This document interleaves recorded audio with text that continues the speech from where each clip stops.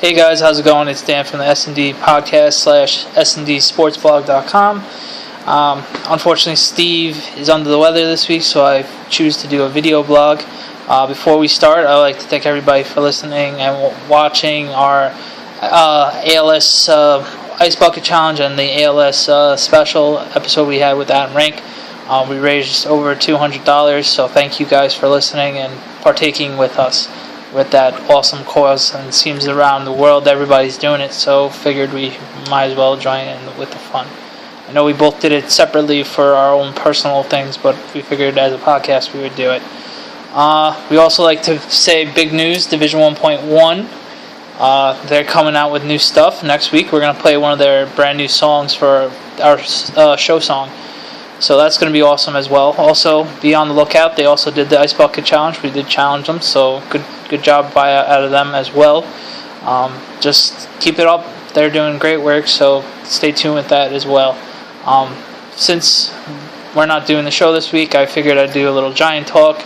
Since baseball's pretty much done and football's just right around the corner, and I'm excited to say that it's finally here. The Giants, yikes. I think that it's preseason like everybody knows, but their offense looks atrocious right now. I've been trying to tell a lot of people that it's because they are just running the plays. They're not calling out of the plays and everything like that. I really hope that's the situation, not just them sucking.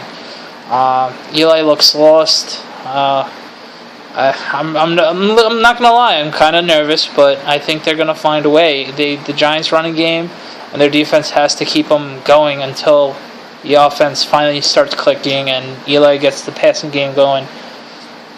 Because week one's coming real quick and they don't look ready offensively.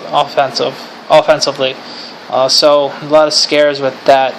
Cutdown day is right around the corner. I'm recording Wednesday night, so the last game of the preseason is tomorrow against New England at home. So the backups who are fighting for a final position it's do or die for them. Unfortunately, the one big shocker I was actually really shocked about was that they let go Charles James. It was definitely a numbers game. If they can get him back on the practice squad or something like that, more power to them. I don't know how that actually works. Also liked how they were able to pawn off McManus to the Broncos and get a 7th round draft pick, especially for someone who wasn't going to make the team to begin with. So also move with that with Jerry and the rest of the Giants team as well. Defense looks solid. I know they haven't put in any game plans. You can tell, especially with the first unit. JPP's looking pretty solid as well. Hopefully he gets his motor running and he's able to play the whole game. That's what he's really been saying throughout the whole training camp. Just get me to week one so I can play a full game so he can figure out the offensive tackle and try to mix match his swim moves, bull rush, all that other fun stuff that defensive linemen get to do. Try to get to the quarterback. Demontre Moore has been a phenomenal beast, like I wanted and hoped for last season. He's finally somewhat maturing, so that's great to see. We definitely need him to step up this year, especially alongside with Ayers and Kiwi. So that's going to be huge as well. We're going to get John Beeson back, hopefully, for week one, so he's finally getting off the PUP list. So that's great to see. He's going to be a little rusty week one, chasing after the Lions running backs as Reggie Bush and Joy Bell, but he has to be ready to go. Apparently, he's running faster during his rehab than actual practice, so that's great to see. And here, I'm sure that he's chomping at the bit, because I am as well to watch him dominate like always. The secondary is pretty good. Prince has a little groin issue, but if it was regular season, he'd be playing, so no worries with that.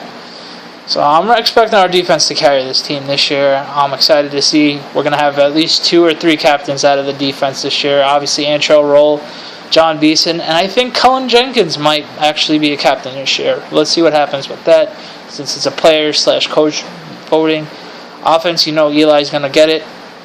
Defense and special teams, it's going to be Yasi like always. So it's going to be a good amount of captains this year as always. The offense just needs to wake the hell up. We just got to get players healthy. The Giants really dodged a bullet with Schwartz only dislocating his toe for missing 7 to 10 days. That could have been very bad, obviously. So let's see what happens with that. I know they're going to get a couple series at most tomorrow against the Pats. So hopefully they just get that one nice series. They drive the ball down the field and just get any sort of points.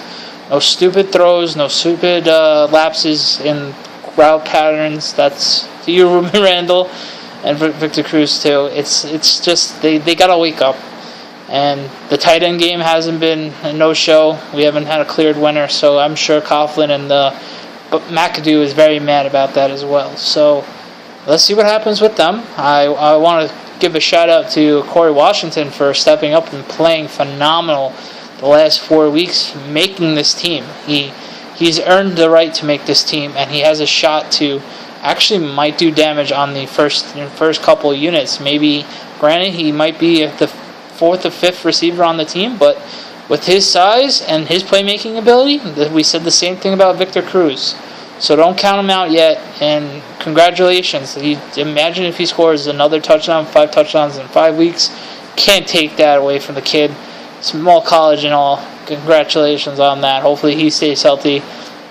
Unfortunately, Marcus Harris, a.k.a. Soup, dislocated his shoulder.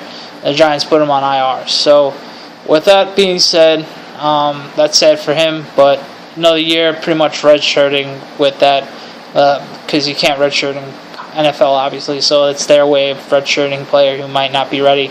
They don't want to lose them for another year. So that being said, go Giants.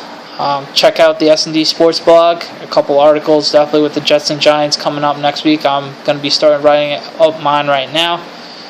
Be sure to check it out. Hopefully, if you haven't done your fantasy drafts, enjoy. Good luck. And stay tuned. And we'll see you next week. Have a good one, guys. Later.